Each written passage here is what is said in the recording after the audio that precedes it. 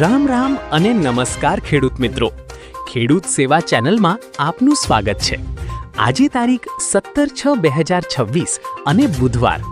જાણીએ આગામી ગુજરાતના હવામાનમાં કેવા મોટા ફેરફાર થશે અને કયા જિલ્લામાં વરસાદની આગાહી છે.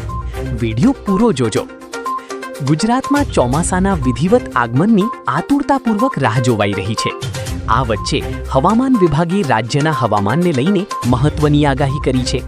હવામાન વિભાગના ડિરેક્ટર એકી દાસના જણાવ્યા અનુસાર આગામી 18 જૂનના રોજ વેસ્ટર્ન ડિસ્ટર્બન્સ સક્રિય થવાની શક્યતા છે, જેના કારણે રાજ્યમાં વરસાદી માહોલ જામી શકે છે. હવામાન વિભાગની આગાહી મુજબ હાલમાં દક્ષિણ પશ્ચિમના પવનો ફૂંકાઈ રહ્યા છે. આગામી 3 દિવસ દરમિયાન રાજ્યમાં સામાન્ય વરસાદની શક્યતા છે. આજે ખાસ કરીને ઉત્તર ગુજરાતના બનાસકાંઠા, સાબરકાંઠા અને અરવલ્લી જિલ્લામાં વરસાદી છાંટા પડવાની આગાહી કરવામાં આવી છે.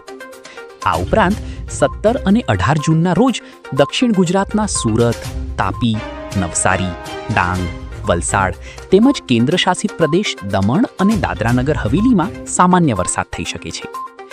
હવામાન નિષ્ણાતોના જણાવ્યા મુજબ આગામી 4 થી 5 દિવસમાં ચોમાસું આગળ વધવાની સંભાવના છે.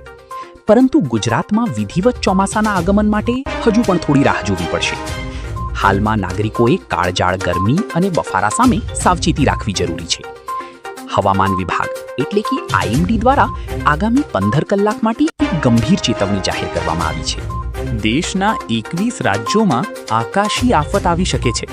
પંજાબથી લઈને બિહાર સુધી બનેલા લો પ્રેશર એરિયા અને સાયક્લોનિક સર્ક્યુલેશનને કારણે વાતાવરણમાં મોટો પલટો જોવા મળી શકે છે.